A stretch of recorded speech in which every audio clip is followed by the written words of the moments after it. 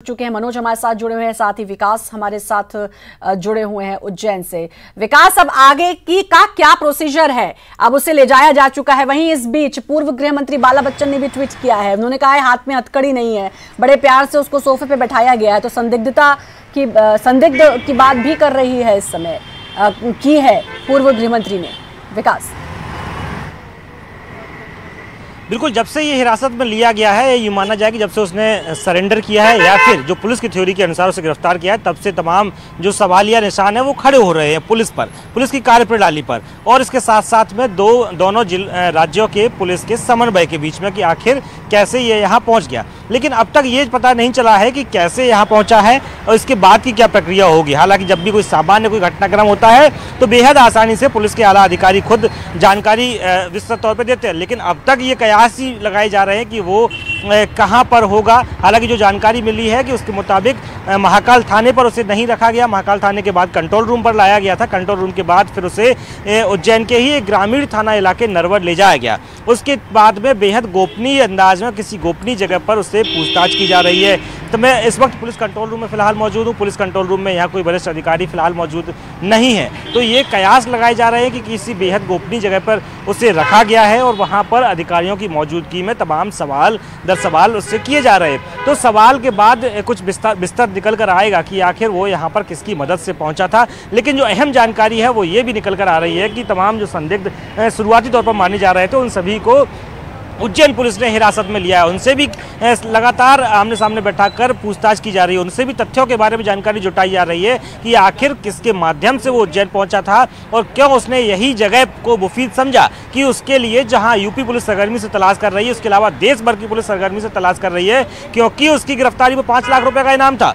लेकिन वो एक ऐसी जगह पहुँचता है जहाँ पर खुद अपना परिचय देता है और उसे गिरफ्तार कर लिया जाता है। तो बेहद गोपनीय जगह पर रखा गया है, लगातार सवाल किए जा रहे हैं, लेकिन सवालात के बाद जो कंक्लूजन निकल कर आएगा वो कितना बाहर आ पाएगा ये अब तक नहीं कहा जा सकता है, क्योंकि लगातार प्रयास किए जा रहे हैं इंदौर उज्जैन एसपी से पता करने के लिए, उज्जैन एडिशनल एसपी से पता करने के लिए कि आखिर अल्टीमेटली क्या जानकारी उन्हें अब तक मिल सकी है, क्या इनपुट उनको प्राप्त हुआ है। लेकिन फिलहाल जो जानकारी है वो सिर्फ और सिर्फ सोर्सेज के माध्यम से ही प्राप्त हो रही है। श्रद्धा, बिल्कुल जानकारी अभी नहीं मिल रही है। हालांकि जैसा कि आपने कहा कि अभी पूछताछ होगी, उससे कहीं गोपनीय जगह पर रखा गया है। अब देखें पूछताछ में क्या कुछ निकल कर आता है, और जो कुछ निकल कर आता है क्या वो मीडिया के पास तक आता है, क्या वो लोगों को पता चल पाता है, ये भी देखने वाली बात होगी। सभी चीजें पता चल पाती हैं। मनोज भी लगातार हमारे साथ जुड़े हुए हैं। मनोज, लॉकडाउन का टाइम है और ऐसे में कहीं भी जाना, खासकर जब आप स्टेट पार करते हो, बहुत मुश्किल है। हम लोग नहीं जा पा रहे हैं, परेशान हो रहे हैं अपनी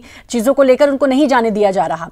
ये शख्स लॉकडाउन के टाइम पे, कोरोना के टाइम पे बड़ी आसानी से राज्य पार कर लेता है, जिले पार कर लेता है, कोई नहीं रोकता।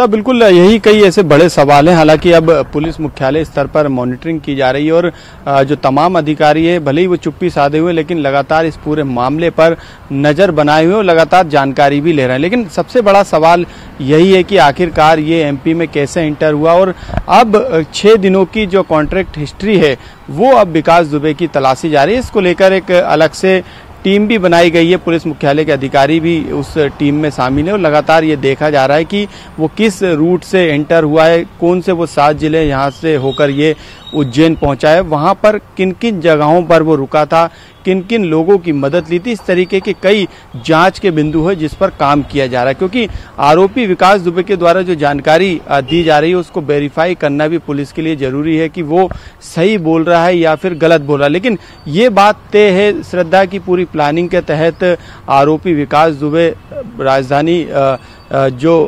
यूपी से होते हुए एमपी की बॉर्डर के अंदर एंटर हुआ। उसके बाद उसने आगे के अपने प्लान के तहत श्रद्धा उज्जैन तक वो पहुंचा। उज्जैन में वो किस तरीके से रुका, कहाँ रुका, उसके पास जो प्राइवेट गाड़ी थी वो गाड़ी किसने मुहैया कराई, जो 2 व्यक्ति थे वो कौन व्यक्ति है जिनको एक गाड़ी हम लगातार दिखा रहे हैं, यूपी का नंबर है ये गाड़ी का, इसे देख सकते हैं। ये वही कार है जिससे उज्जैन पहुंचा था विकास दुबे, इसी गाड़ी से। अब आप समझ लीजिए यूपी का नंबर है, ये कुख्यात बदमाश यूपी का 5 लाख का इनाम लॉकडाउन के समय में वो लगातार जिले पार कर लेता है, 7 जिले, 3 राज्यों की पुलिस को चकमा दे देता है और फिर वो पहुंच जाता है उज्जैन, वहां पर महाकाल के दर्शन। ये सवाल तो बिल्कुल बनते हैं। भले ही पुलिस वाहवाही लूटे, लेकिन पुलिस को ये तो बताना ही होगा कि अगर पुलिस ने गिरफ्तार किया है तो कैसे गिरफ्तार किया। और दूसरी बात कि ये शख्स कैसे एमपी में पहुंच गया। क्या एमपी में आ जाना इतना आसान है कि कोई भी शख्स क्राइम करे कहीं भी और आके एमपी में बैठ जाए? क्या ये सब कुछ इतना आसान है? और उस शख्स की हेकड़ी देखकर तो नहीं लग रहा कि उसे पुलिस का कोई भी खौफ था।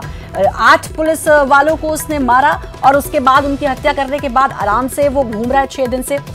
विकास, एक चीज और मैं आपसे जानना चाहूंगी, फरीदाबाद कभी इसकी लोकेशन मिल रही थी, कभी दिल्ली एनसीआर इसकी लोकेशन मिल रही थी, तो क्या ये समझा जाए कि अपना फोन इसने किसी को दे दिया था इसलिए इसकी लोकेशन कहीं और की मिल रही थी? एक और चीज, अभी मनोज ने कहा कॉन्टैक्ट हिस्ट्री, तो कॉन्टैक्ट हिस्ट्री आप किस नंबर से निकालेंगे इसकी? तो जिस नंबर को आप पहले ट्रेस कर रहे थे उसके हिसाब से तो इसकी जो हिस्ट्री थी वो कहीं और की निकल रही थी। की बात की जाए, टावर लोकेशन की बात की जाए, तो इसका नंबर जब ये अपने घर से भागा था उसके बाद 7 किलोमीटर तक सक्रिय रहा था। उसके बाद से नंबर लगातार बंद आ रहा था। हालांकि जो उसके बाद जानकारी मिल रही थी अलग अलग शहरों में जाने की, वो जानकारी मिल रही थी सीसीटीवी फुटेज के आधार पर। जानकारी मिली थी कि फरीदाबाद में एक होटल में रुकने के लिए पहुंचा था, वहां दस्तावेज इससे मांगे गए। जब दस्तावेज नहीं दिखा पाया तो ये वहां से चला गया। इसके बाद दस्तावेज उस वक्त मौजूद नहीं थे, इसलिए ये होटल में ठहर नहीं सका। तो वहां का लास्ट एक सीसीटीवी पुलिस को पता चला था। तो ऐसे इसकी तमाम लोकेशन डेवलप होती गई, उन पे पुलिस काम करती गई। लेकिन इसके साथ साथ में एक और बात ये भी हो सकती है कि उसने लगातार पुलिस को भ्रमित करने का प्रयास किया हो। पुलिस को उसे जब पता होगा कि वो फरीदाबाद से निकल के 48 घंटे उसे हो चुके हैं या 24 घंटे हो चुके हैं, तो उसने अपने किसी इन्फॉर्मर के माध्यम से पुलिस को सूचना दिलवाई होगी कि विकास दुबे को इस वक्त में होटल पर देखा गया। हालांकि जब पुलिस वहां पहुंची तो उस वक्त तक काफी देरी हो चुकी होती थी, वो कई शहर छोड़ चुका होता था, कई राज्य छोड़ चुका होता था। यही वजह रही कि शायद माना जा सकता है कि उसने एक स्ट्रेटेजी के तहत काम किया और जब उसने जगह बदली और लगातार अपनी ही गाड़ी से ट्रेवल करता रहा। हालांकि अपनी गाड़ी नहीं, जो जानकारी मिली है वो अपने किसी मददगारों के माध्यम से यहाँ पहुंचा था। यूपी 32 की गाड़ी है, लखनऊ की गाड़ी है, लखनऊ में उसका घर था। बिकरू गाँव के बाद में वो लखनऊ उसका जो घर था जहाँ उसका परिवार रहता था, वहाँ से भागा था। तो ये कयास लगाए जा रहे हैं वहाँ से अपने किसी मददगार की मदद से वो एक गाड़ी के माध्यम से फरार हुआ और समय समय पर शहर बदल कर, राज्य बदल कर फरारी काटता रहा। जिस प्रकार से सुबह मैंने जिक्र किया कि तिवारी नामक शख्स की भूमिका आ रही है जिसने इसमें मदद की है, वो जानकारी के अभी जो सूत्रों के हिसाब से जानकारी मिली है उसके मुताबिक वो तिवारी नामक शख्स को पुलिस ने हिरासत में लिया है। तो कुल मिला के ऐसे अलग अलग 4 लोगों को पुलिस ने पकड़ा है। जो गाड़ी लगातार दिखाई दे रही है, देवास गेट थाने पर फिलहाल उस गाड़ी को रखा गया है, पुलिस ने जब्ती में उसको लिया है। उस गाड़ी में जो 2 लोग सवार थे उनसे भी पुलिस पूछताछ कर रही है। इसके अलावा तीसरा जो शख्स जो उज्जैन का ही मूलतः निवासी है, नागझिरी इलाके का रहने वाला है, उसको भी पकड़ने की सूचना मिल रही है। तो फिलहाल पुलिस खुद इस तथ्य पर पहुंचने का प्रयास कर रही है कि आखिर मूल कहानी क्या है। जो कहानी विकास दुबे के द्वारा बताई जा रही है कि वो खुद यहाँ पहुंचा और अचानक लोगों ने उसे पहचान लिया और पकड़ लिया। तो ये कहानी कितना महत्वपूर्ण है, ये कहानी पर कितना विश्वास करना चाहिए, इन सब चीज़ों के बिंदुओं की फिलहाल पड़ताल की जा रही है। और उसके बाद जो तथ्यात्मक जानकारी निकल कर आएगी वो समझा जा रहा है कि 2 राज्यों के बीच की जो पुलिस है या फिर सरकार है वो आपस में समन्वय करके उसे साझा करेगी, उसके बाद जीत निकाला जाएगा। लेकिन इसके बाद ही अहम कहानी ये शुरू होती है कि जो दुर्दांत अपराध है, कुख्यात बदमाश है, इस पर कार्रवाई किस तरह की होना चाहिए। पहले से 63 अपराध इस पर दर्ज है, इसके अलावा 8 अन्य अपराध किए, वो भी हत्या जैसे, वो भी पुलिसकर्मियों को मौत के घाट उतारा। और उस वक्त जब पुलिस उसके घर छापेमारी की कार्रवाई करने जा रही थी, तो दुर्दांत बदमाश पर किस तरह की कार्रवाई होगी ये देखना होगा। और मुझे लगता है कि ये 2 राज्यों के बीच की जो सरकार है वो खुद लगातार मॉनिटरिंग करेगी और कठोर कार्रवाई या फिर कठोर इसे पनिशमेंट मिले, इसके लिए प्रयास किया जाएगा। जिस प्रकार से आपने गाड़ी का जिक्र किया, तो फिलहाल यूपी 32 की एक या 2 अन्य गाड़ियां और यहाँ देखी गई जो लगातार पुलिस कंट्रोल रूम के इर्द गिर्द घूम रही है। तो ये माना जा सकता है कि जिन लोगों को अब तक हिरासत में लिया गया है उसके अलावा कुछ और भी उसके साथी ऐसे होंगे जो लगातार इस पर नज़र बनाए हुए हैं कि किस प्रकार से पुलिस पड़ताल कर रही है, कहां पुलिस जांच कर रही है, किस जानकारियों को जुटाया जा रहा है। तो ये बात तब तक सामने निकल कर नहीं आ पाएगी कि आखिर हुआ क्या है, जब तक पुलिस अधिकारी खुद अपना पक्ष नहीं रखेंगे श्रद्धा। लेकिन ये तय माना जा रहा है कि इसमें कहीं ना कहीं कुछ ना कुछ मिलीभगत जरूर है। बहुत जाहिर सी बात है, मिलीभगत जरूर है, वरना 3 राज्य, और इस टाइम पर, कोरोना के टाइम पर, जब एक राज्य से दूसरे राज्य जाने में आम इंसान को इतनी मशक्कत करनी पड़ती है, पास होना चाहिए, पता नहीं क्या क्या, इस टाइम पर वो कैसे उसने पार कर लिया, ये बहुत बड़ा सवाल है। मनोज लगातार हमारे साथ जुड़े हुए। मनोज, एक शराब कारोबारी का नाम आ रहा है कि उससे संपर्क था, उसने इसका विकास दुबे का साथ दिया और उसकी भी मिलीभगत थी। दूसरा, वकीलों की भी बात आई कि वकीलों ने भी साथ दिया, अब उनके खिलाफ भी केस चलेगा। जी बिल्कुल, इंटेलिजेंस सिस्टम किस तरीके से मध्य प्रदेश में काम कर रहा है श्रद्धा, ये इस गिरफ्तारी के बाद पता चल जाता है कि आखिरकार एक मोस्ट वांटेड एमपी में एंटर होता है और लगातार कई जिलों से होकर वो उज्जैन पहुंचता है और उज्जैन की सुरक्षा व्यवस्था के घेरे को भी तोड़ते हुए वो अंदर चले जाता है। तो किस तरीके की सुरक्षा व्यवस्था है, किस तरीके के इंटेलिजेंस सिस्टम मध्य प्रदेश में काम कर रहा है, ये सब कुछ अब पता चल जाता है। काफी मजबूती की और अब पुलिस को जाना होगा, क्योंकि ये पहली घटना नहीं है। इससे पहले भी कई सिमी के आतंकी जब गिरफ्तार किए गए थे, उस दौरान भी इस तरीके की लापरवाही देखने को मिली थी और कई दूसरे राज्यों की पुलिस यहाँ से आरोपियों को गिरफ्तार करके ले जाती है और पुलिस को जानकारी नहीं लगती है। अब पुलिस के सामने श्रद्धा जो सबसे बड़ी चुनौती है, ये कार्रवाई तो हो जाएगी, क्योंकि अभी 24 घंटे के अंदर यूपी पुलिस आ जाएगी। गिरफ्तारी एमपी पुलिस को शो नहीं करना है, किसी तरीके की कागजी कार्रवाई कानूनी स्तर पर नहीं करना। लेकिन अब पुलिस के सामने ये चुनौती होगी, जब यूपी पुलिस आरोपी से पूछताछ करेगी, तमाम तरीके की जानकारी निकल के आएगी, तो पुलिस को अब ये पता लगाना होगा कि जिन 7 राज्यों से होकर आरोपी गुजरा है, उन 7 राज्यों में वो किन किन जगहों पर रुका, किन किन लोगों ने उसकी मदद की, उन लोगों को भी अब गिरफ्तार करना पड़ेगा एमपी पुलिस को।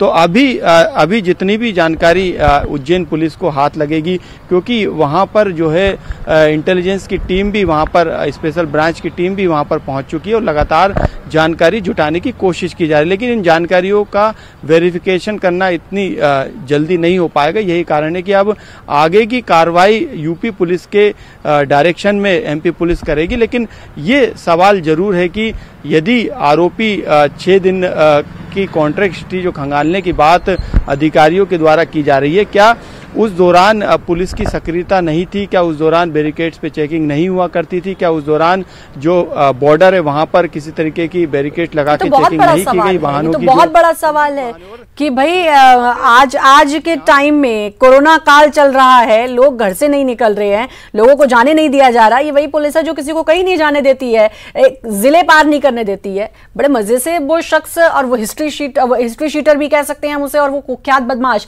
इधर से उधर घूम रहा है, उसे कोई रोकने वाला नहीं है।